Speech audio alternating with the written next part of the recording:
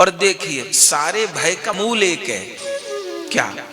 हर जीव को एक भय से, शरीर न छूट जाए। मूल में तो यही भय है, मृत्यु न हो जाए, मृत्यु न हो जाए। अरे वैष्णव के लिए तो मृत्यु भी उत्सव है।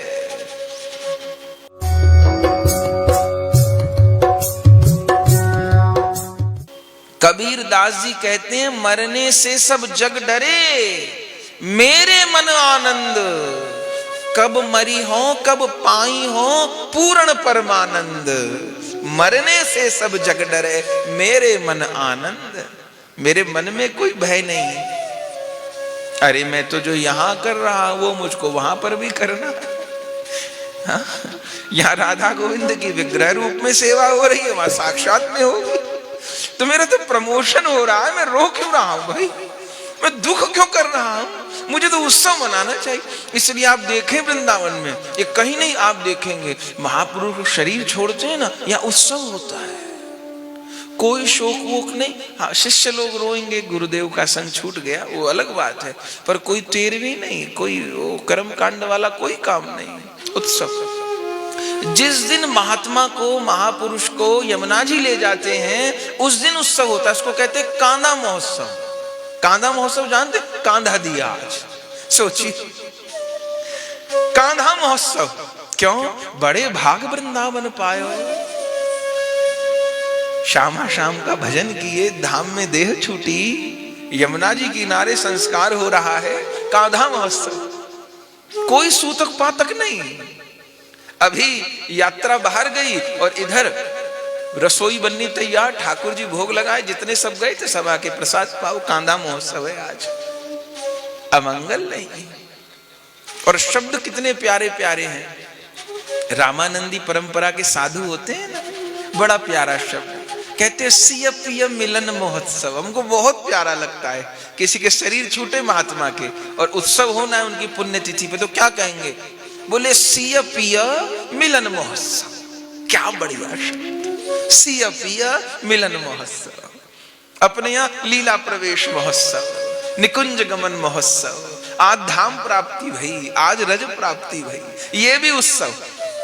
और वैष्णवों का पत्रा देखेंगे ना आप, तो उसमें आविर्भाव आचार्यों की लिखे कि नहीं लिखे, सब आचार्य। आप रूप गोस्वामी जी तिरोभाव महोत्सव, सनातन गोस्वामी जी तिरोभाव महोत्सव। अरे तिरोभाव तो महोत्सव कैसा महोत्सव ना, जो रूप मंजरी रूप गोस्वामी जी के रूप में प्रकट भई और प्रकट होकर के महाप्रभु जो काम बताए किए, और फिर इस तिथि पर पुनः लीला में सम्मिलित हो गए। हमारे गुरुदेव इस तिथि पर लीला में सम्मिलित हो गए। उत्सव, हर बरस उत्सव। क्योंकि जब मंगल भवन मंगलहारी का आश्रय ले लिए तो अमंगल नहीं मंगल छोड़ के, अब मंगल ही मंगल है, अब भय नहीं।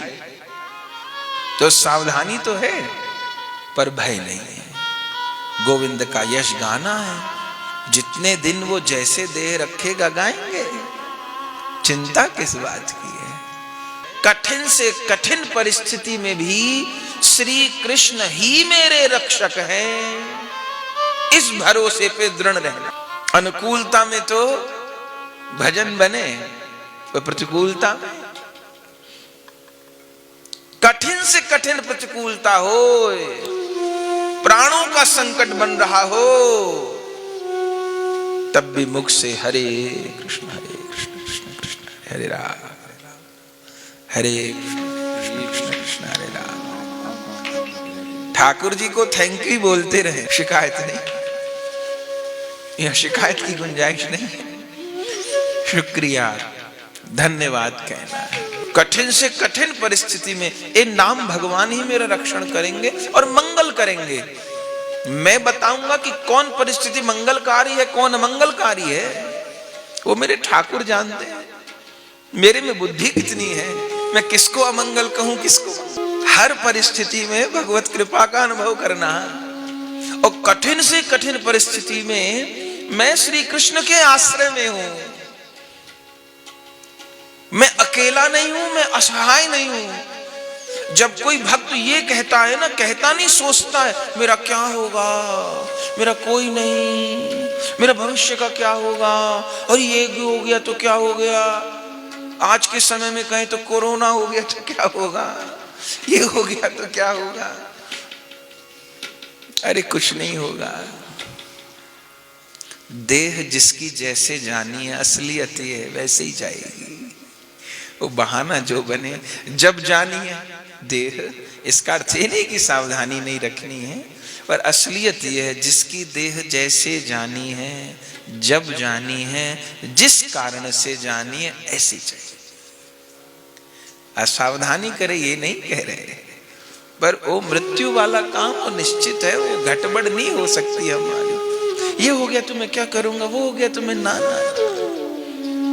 सावधान रहना है पर भयभीत नहीं रहना है। सावधानी में और भय में अंतर होता है। सावधान रहना है, भयभीत नहीं रहना। मेरे ठाकुर है ना मेरे साथ, ठीक है।